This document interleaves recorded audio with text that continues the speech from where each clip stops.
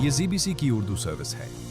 پیش خدمت ہے حالات حاضرہ کا پروگرام سیربین. یہ پروگرام ہر روز رات 8 بجے ہمارے YouTube چینل پر پیش کیا جاتا ہے.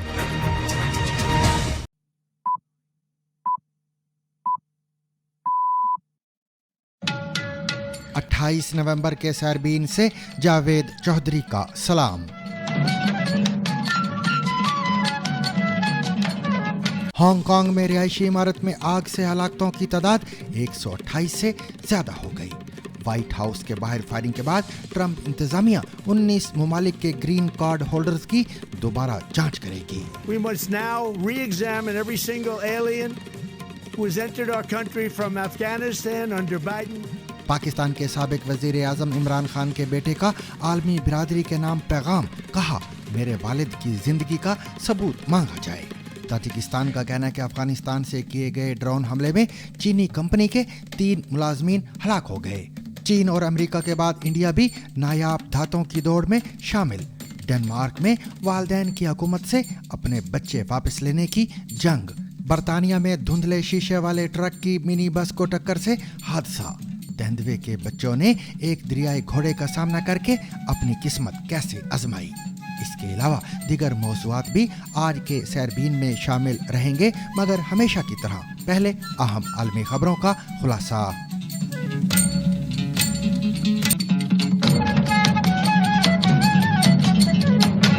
ہانگ کانگ میں جمعرات کے روز رہائشی عمارتوں میں لگنے والی آگ سے اب تک 128 افراد کی ہلاکت کی تصدیق ہو چکی ہے، جبکہ حکام کا کہنا ہے کہ آگ پر قابو پا لیا گیا ہے. آگ لگنے سے ہلاک ہونے والوں میں ایک 37 سالہ فائر فائٹر بھی شامل ہے.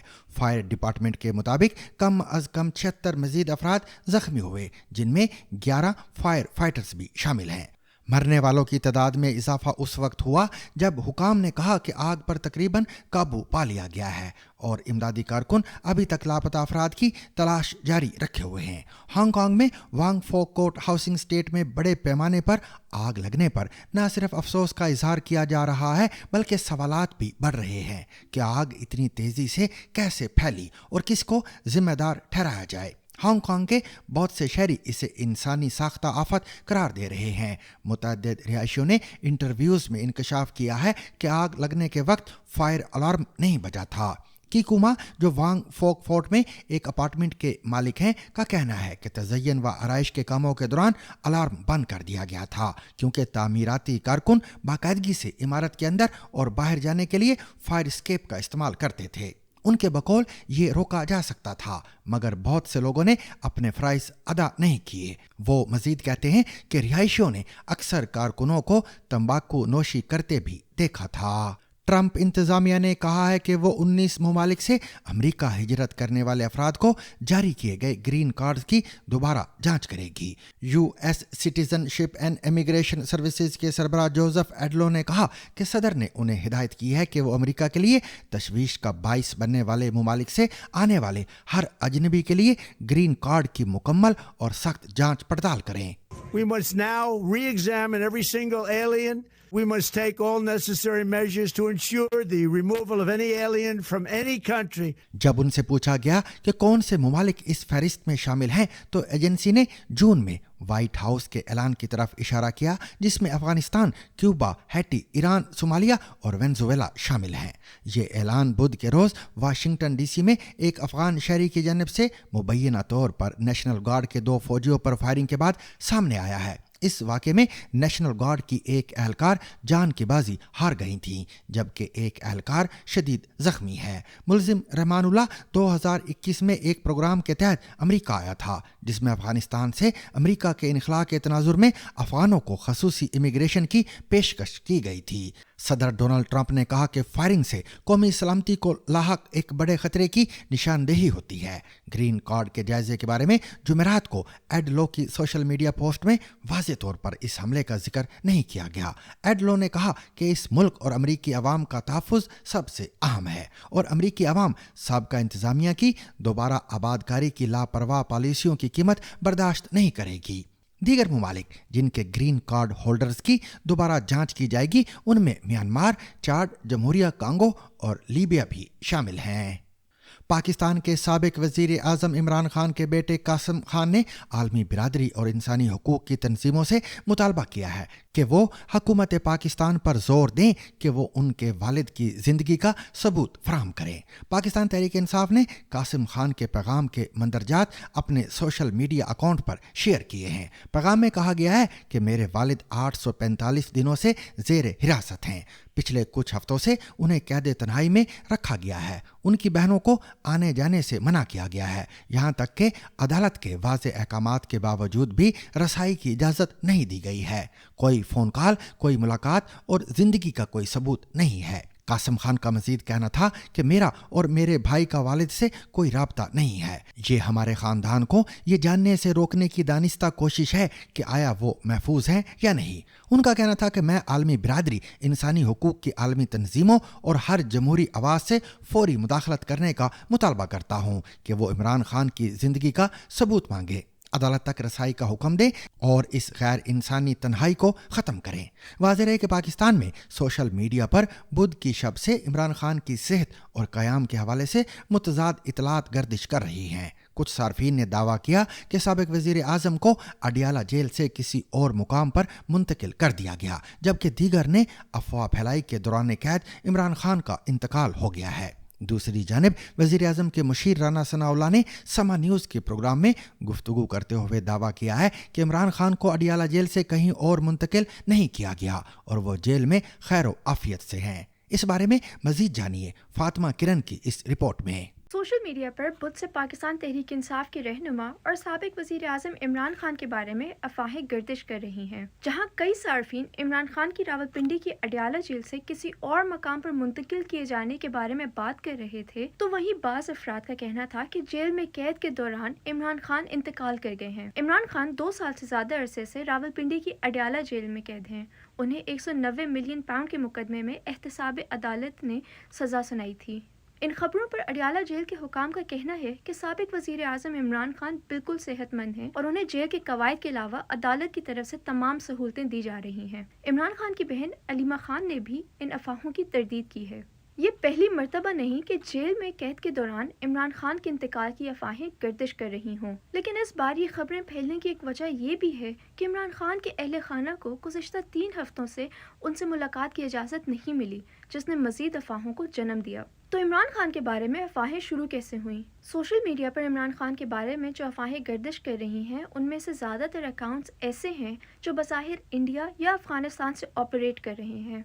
उन अकाउंट्स पर इमरान खान की जेल में मौत के बारे में बातें हो रही हैं। पाकिस्तान तहरीक इंसाफ ने इस बारे में एक्स पर एक बयान में कहा है, अफगानिस्तान और इंडियन मीडिया के प्लेटफॉर्म्स और गैर मुल्की समाजी राब्तों की वेबसाइट्स के अकाउंट से साबिक वज़ीर आज़म इमरान खान की खैरियत से मुतालिक अफवाहें फैलाई जा रही हैं। चेयरमैन इमरान खान की सेहत, सलामती और मौजूदा हैसियत के बारे में सरकारी सतह पर शफाफ और बाज़ाब्ता बयान जारी किया जाए और इस तरह की ख़तरनाक और हसास नौयत की अफवाहें फैलाने वालों के बारे में तहकीकात की जाएं। इसके अलावा पाकिस्तान में सोशल मीडिया पर गुज़िश्ता शब से वेयर इज़ इमरान खान यानी इमरान खान कहाँ है ट्रेंड कर रहा है। एक्स पर तहरीक इंसाफ के हामी पूछ रहे हैं कि इमरान खान कहाँ हैं और ऐसी क्या वजूहात हैं जिनकी बिना पर उनसे मुलाकात नहीं करने दी जा रही। पंजाब हुकूमत ने इमरान खान को रावलपिंडी की अडियाला जेल से कहीं और मुंतकिल करने की खबरों की तरदीद की है। पंजाब हुकूमत की वज़ीर इत्तलात उस्मा बुखारी ने बताया कि इमरान खान बिल्कुल ठीक हैं और उन्हें जेल से किसी और जगह मुंतकिल करने की बातें बिल्कुल फजूल हैं। जेल में इमरान खान को तमाम सहूलियात मिल रही हैं और डॉक्टर्स उनका मामूल के मुताबिक तिब्बी मुआयना कर रहे हैं। ताजिकिस्तान ने दावा किया है कि उसके सरहदी इलाके में अफगानिस्तान की सरजमीन से किए जाने वाले एक ड्रोन हमले में एक चीनी कंपनी के 3 मुलाजमीन हलाक हुए हैं। जुमेरात को एक बयान में ताजिकिस्तान की वजारत खारिजा ने दावा किया है कि ड्रोन हमला उसके सूबे खतलान के सरहदी इलाके में हुआ है। ताजिकिस्तान के दावे पर अफगानिस्तान की जानिब से ताहाल कोई बयान सामने नहीं आया है। ताहम ताजिकिस्तान की वजारत खारिजा का कहना है कि ये हमला एक ड्रोन का इस्तेमाल करते हुए किया गया है जिसमें ग्रेनेड्स और असलहा नस्ब था। بیان میں مزید کہا گیا ہے کہ تاجکستان افغانستان کے ساتھ سرحدی علاقوں میں سیکیورٹی اور استحکام برقرار رکھنے کی کوشش کر رہا ہے، لیکن اس کے باوجود بھی افغانستان کی سرزمین پر موجود جرائم پیشہ گروہوں کی تباہ کن کارروائیاں جاری ہیں۔ پاکستان نے تاجکستان میں مبینہ ڈرون حملے میں 3 چینی باشندوں کی ہلاکت پر افسوس کا اظہار کیا ہے۔ انڈیا نے نایاب قیمتی دھاتوں کی پیداوار بڑھانے کے لیے 70 ارب روپے مالیت کا ایک منصوبہ منظور کیا ہے۔ حکومت کا کہنا ہے کہ ریئر ارتھ مینوفیکچرنگ پروگرام کے تحت سالانہ 6000 میٹرک ٹن دھاتیں پیدا کی جائیں گی، جو الیکٹرک گاڑیوں، قابل تجدید توانائی، ایروسپیس، دفاعی اور الیکٹرانکس اشیاء میں استعمال کی جائیں گی۔ یہ اقدام اس وقت سامنے آیا جب دنیا میں نایاب زمینی دھاتوں کی پیداوار میں چین غالب ہے اور امریکہ اس حوالے سے معاہدے کر رہا ہے۔ نایاب زمینی مقناطیس جو نیوڈیمیم، پراسیوڈیمیم اور ڈسپروسیم کے مرکب سے بنتے ہیں، electric motors, generators, hard disk drivers, MRI machines, headphone اور دیگر ٹیکنالوجی مصنوعات میں استعمال ہوتے ہیں۔ منصوبے کے تحت کانکنی، ریفائننگ، دھاتوں کو پگھلانا، سینٹرنگ اور میگنافائنگ کے مراحل کے ذریعے نایاب دھاتوں سے مضبوط مقناطیس تیار کیے جائیں گے۔ ان کا مقصد انڈیا کو نایاب دھاتوں میں خود کفیل بنانا اور عالمی مارکیٹ میں اہم مقام حاصل کرنا ہے۔ ڈنمارک میں گرین لینڈ کے والدین اپنے بچوں سے دوبارہ ملنے کی کوششیں کر رہے ہیں۔ ان بچوں کو حکام نے والدین کی پرورش کی صلاحیت جانچنے کے لیے پیرنٹنگ کمپیٹنسی ٹیسٹ کے بعد تحویل میں لیا تھا۔ عوامی دباؤ کے بعد حکومت نے یہ ٹیسٹ گرین لینڈ کے لوگوں پر استعمال کرنے پر پابندی لگا دی اور تقریباً 300 کیسز کا دوبارہ جائزہ لینے کا وعدہ کیا۔ تاہم 6 ماہ بعد بھی BBC کی تحقیقات سے معلوم ہوا کہ صرف 10 کیسز پر ہی نظر ثانی کی گئی اور کسی بھی بچے کو والدین کے پاس واپس نہیں کیا گیا۔ ایک نوزائیدہ بچہ جسے صرف پیدائش کے 2 گھنٹے بعد ہی اس کی ماں سے لے لیا گیا۔ کیارا کے ساتھ ایسا پہلی بار نہیں ہوا ہے۔ ان کے 3 بچوں کو پہلے ہی حکومت اپنی کیئر میں لے چکی ہے۔ مجھے لگا اندھیرا چھا گیا، میری روح کا ایک حصہ مر گیا تھا۔ کیارا کا تعلق گرین لینڈ سے ہے، لیکن ان کی رہائش ڈنمارک میں ہے۔ یہاں سینکڑوں ایسے گرین لینڈ کے خاندان ہیں جن کو کیارا جیسی تکلیف سہنی پڑی ہے۔ بہت سو کو ولادت سے متعلق پیرنٹنگ کمپیٹنسی ٹیسٹ دینا پڑا، جسے سماجی تنظیمیں والدین کے خلاف امتیاز قرار دیتی ہیں۔ کیارا کو یہ کڑا امتحان اس وقت دینا پڑا جب حکام کو ان کی بڑی بیٹی کی زبان سیکھنے کی صلاحیت کو لے کر تشویش ہوئی۔ یہ پیرنٹنگ ٹیسٹ کس نوعیت کا ٹیسٹ ہوتا ہے؟ بعض ٹیسٹ میں مجھے گڑیا کے ساتھ کھیلنا پڑا۔ انہوں نے میری یہ کہہ کر تنقید کی کہ میں گڑیا کی آنکھوں میں نہیں دیکھ رہی تھی۔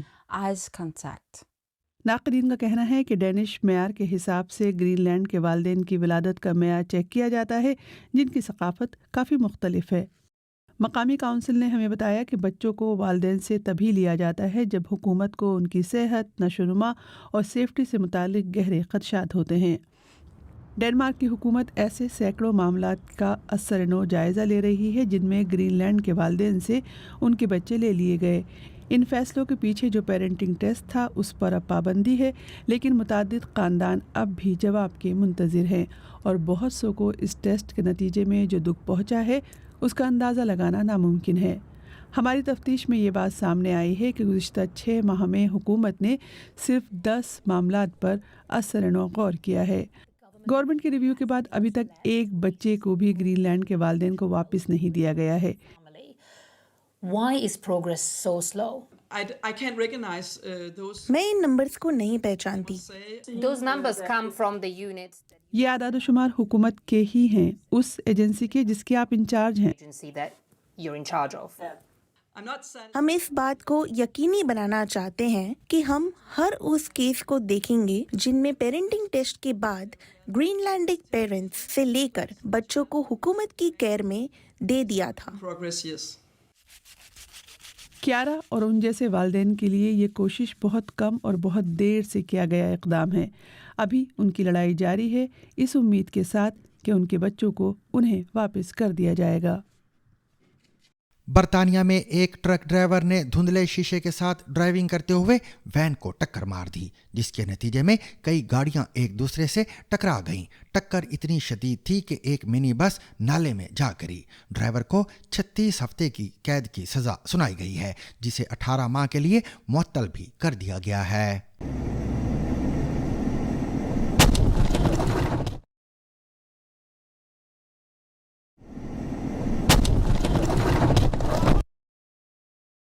बीबीसी की नई wild life documentary series kingdom में तेंदुए के बच्चों को दरियाई घोड़े का सामना करते हुए अपनी जिंदगी की आजमाइश करते हुए दिखाया गया है।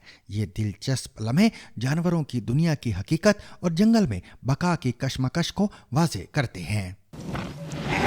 That is a threat.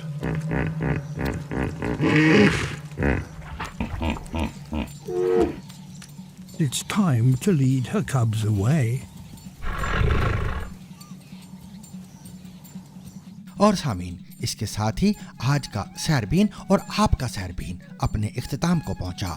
मुझे और मेरी पूरी टीम को कल तक के लिए इजाज़त दीजिए, लेकिन इजाज़त लेने से पहले अब तक की खास खबरें।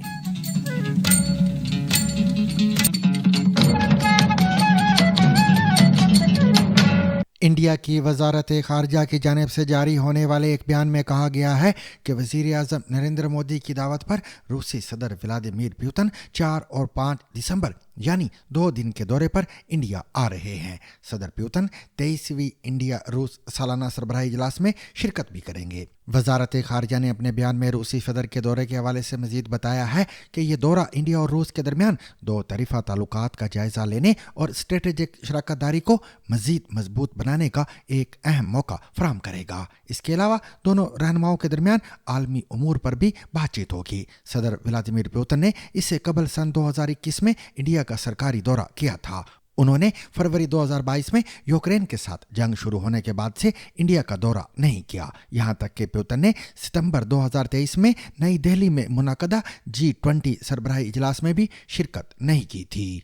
पाकिस्तान के सूबा खैबर पख्तूनख्वा के वज़ीर आला सोहेल अफरीदी जुमेरात की शब रावलपिंडी की अडियाला जेल के बाहर क़याम करने के बाद जुमे की सुबह chief justice Islamabad high court से मुलाकात के लिए अदालत पहुंचे, मगर मुलाकात ना हो सकी, जिस पर उनका कहना था कि 27 अक्टूबर से अब तक इमरान खान से मुलाकात नहीं करने दी जा रही है और हमें उनके बारे में कुछ भी मालूम नहीं है।